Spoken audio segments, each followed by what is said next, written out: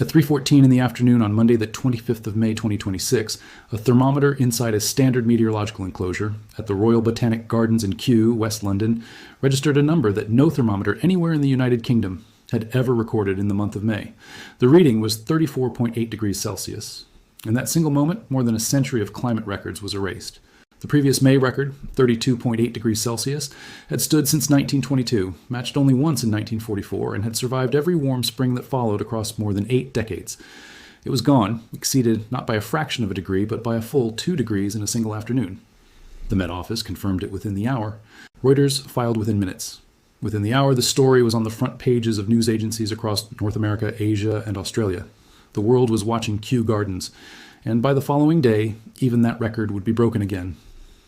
To understand why global media stopped and paid attention to a temperature reading in a botanical garden in southwest London, you have to understand what Kew Gardens, records on Earth. When meteorologists and climate scientists refer to the UK instrumental record, the continuous dataset that allows them to compare today's temperatures against those of previous centuries, Kew is one of the anchor stations. A reading at Kew is not just a local weather observation. It is a data point that will be studied, cited. It breaks something that was embedded in over 3 centuries of carefully maintained data. That is why Monday's reading landed the way it did. The atmospheric mechanism that produced this record had been visible on forecast models for several days before it arrived. A powerful high-pressure system, anchored over the Azores in the North Atlantic, had been extending a ridge of warm, stable air northeastward toward Britain and Western Europe all week. Simultaneously, a large mass of exceptionally hot air originating over North Africa and the Sahara had been drawn northward across the Iberian Peninsula and into France, picking up additional heat from the sun-baked land surfaces of Spain and Portugal before continuing its journey toward the English Channel. Meteorologists call this combination an Iberian plume, and when the geometry of the high-pressure ridge aligns correctly with a strong North African heat source, the results are rapid and dramatic. By Sunday the 24th of May, the UK had already recorded its hottest May temperature in 79 years, with Kew reaching 32.3 degrees. Forecasters were explicit in their warnings that Monday would go further. It did. What made the scale of this event so striking was not just the record itself, but the margin by which it was broken. 2 full degrees Celsius is an enormous gap to cross in a single event. Climate records typically advance in increments, tenths of a degree, occasionally half a degree in an exceptional year. A 2-degree jump over a record that had stood for over a century speaks to a shift in the atmospheric conditions available to Britain that goes beyond normal variability. Told reporters that the UK rarely sees temperatures above 35 degrees, even during its hottest summer months, making the proximity to that threshold in late May genuinely unprecedented in the documented history of British climate. The fact that the record was then broken again the very next day, with Kew and Heathrow both reaching 35.1 degrees Celsius on Tuesday, the 26th made the week a historic event in its own right, unlike anything the country had experienced in recorded meteorological history. The European picture surrounding this UK record was equally dramatic, and it was the continental scale of the event that drove the level of global media attention. This was not a localized British anomaly. The same heat dome that parked itself over Western Europe simultaneously shattered May temperature records across France, with more than 350 French towns recording their highest ever May temperatures within a 48-hour window. Spain saw temperatures forecast to reach 38 degrees Celsius. Parts of Italy imposed restrictions on outdoor working in response to the health risks. Ireland recorded its warmest May temperatures since records began. The French Prime Minister called an emergency government meeting specifically to coordinate the national response to the heat wave. Across the continent, the story was the same. Temperatures that should not exist in late May were not just appearing, but breaking records by margins that left climate scientists visibly alarmed. CNN described what was happening as a deadly and early heatwave shattering May temperature records across Europe. Scientists quoted across international media were unanimous in their language. The word used most frequently was not unusual. It was not exceptional. So the word used most frequently was mind-boggling. The attribution science connecting this event to human-caused climate change was not a matter of scientific debate. The Met Office had published research specifically examining the probability of the UK's previous May record, 32.8 degrees, being broken. That research found that human greenhouse gas emissions had already made the crossing of the 32.8 degree threshold approximately 3 times more likely than it would have been in a climate without anthropogenic warming.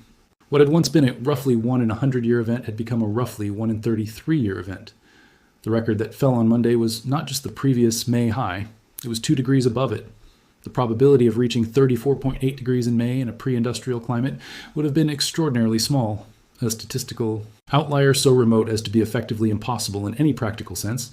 In the climate of 2026, it happened. It then happened again the following day. That is not natural variability producing a warm spring. That is a shifted baseline generating conditions that no previous generation of people living in Britain ever had to plan for. The human consequences of the heat wave were immediate and sobering. Researchers at the London School of Hygiene and Tropical Medicine and Imperial College London published a real-time mortality forecast during the event, projecting approximately 570 excess deaths across England and Wales over the peak 4-day period, with the highest single-day toll estimated at 266 deaths on the hottest Saturday. London was projected to bear the largest share, with around 129 excess deaths in the capital alone. These projections were based on decades of UK mortality data, correlating temperature to death rates, and they represent the invisible toll that heat waves extract from vulnerable populations, the elderly living alone in overheated flats, people with undiagnosed cardiovascular conditions whose hearts are pushed past their capacity by the sustained physiological stress of extreme heat, people whose medications impair their body's ability to regulate temperature and who have no one checking on them. Dr. Garryfalos Konstantinoutis of Imperial College's Grantham Institute described heat waves as silent killers, noting that people who die in them rarely have heat listed as a contributing cause on their death certificates, making the true toll both underestimated by the public and systematically undercounted in official statistics. Beyond the mortality projections, the acute visible impacts of the heat wave spread rapidly across the country. Southeast Water reported water outages and critically low pressure affecting around 500 properties across Kent and Sussex, and was forced to distribute bottled water to residents in 3 villages after the distribution network could not sustain demand during the peak temperature period. Police forces across South Yorkshire, West Yorkshire, Warwickshire, Lincolnshire, and Devon and Cornwall were called to separate fatal open water incidents involving 4 teenagers and 1 man in his 60s who entered rivers, lakes, and reservoirs to cool down. The UKHSA issued its earliest ever amber heat health alert for parts of England, a designation that carries formal guidance to NHS trusts, care homes, and local authorities about emergency heat protocols. The fact that an amber alert was being issued in May, a month that has historically required no such system, was itself a marker of how far outside normal seasonal parameters this event sat. The global media response to the Q record carried a particular intensity, precisely because it arrived at a moment when the accumulated weight of climate evidence had become impossible to contextualize as a series of unconnected events. The summer of 2022 saw the UK record 40 degrees for the first time in history. The summer of 2023 saw 47,000 heat-related deaths across Europe. The summer of 2024 saw global temperatures exceed 1.5 degrees above pre-industrial levels for the first time. The summer of 2025 saw the hottest and sunniest year on record for England, with reservoir levels collapsing, wildfires spreading across moorland at record pace, and drought conditions affecting millions of people. And now, in May 2026, not July, not August, but May, the UK was recording temperatures that exceeded its all-time summer records from just 30 years ago. Each of these events, in isolation, could be framed as exceptional. Together, they form a pattern that is no longer deniable. The baseline is moved. The climate that Britain was built for no longer exists. What the Kew Gardens record will mean going forward in scientific and policy terms is significant. The Met Office has confirmed that if the reading is validated through the standard rigorous process, site inspection, equipment verification, cross-referencing against nearby stations, it will become the official UK May temperature record. It would also mean that more than half of all UK monthly temperature records, 7 out of 12 months, will have been set since 2003. That concentration of record breaking in a single 2-decade window is not an artifact of better measurement. The UK has been recording temperatures carefully for centuries. It is the direct consequence of a warming trend that has accelerated dramatically in the last 20 years, compressing into a single generation of climate history a degree of change that would previously have taken centuries. The scenes on the ground across Britain during the heatwave days captured the contradictory reality that the UK now inhabits. Swimmers flocked to open-air lidos and public fountains in numbers that overwhelmed facilities. The annual Cooper's Hill cheese rolling contest in Gloucestershire went ahead in 30-degree heat, with competitors tumbling down the slope as they always have. Pub gardens across the country filled before noon. The collective national mood, as it always does in unexpectedly warm weather, lifted visibly. These are real and genuine responses to heat that, for the majority of healthy adults, produced a welcome, if overwhelming, warm spell.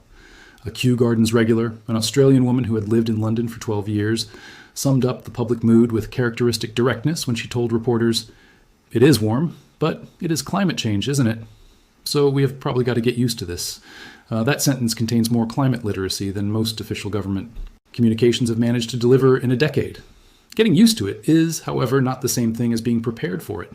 Britain, in May 2026, is a country whose housing stock was built to retain heat in winter, whose railway network was engineered for cool, damp conditions, whose water infrastructure was designed for rainfall patterns that are no longer reliable, whose NHS has no systematic national heat plan embedded in routine operations, and whose public communication around extreme heat still defaults, in the words of Imperial College's Grantham Research Institute, to images of sunbathing in ice cream rather than the honest and necessary acknowledgement that people are dying in these events, quietly, invisibly, in overheated rooms, in numbers that the health service will not finish counting until months after the thermometers have returned to normal.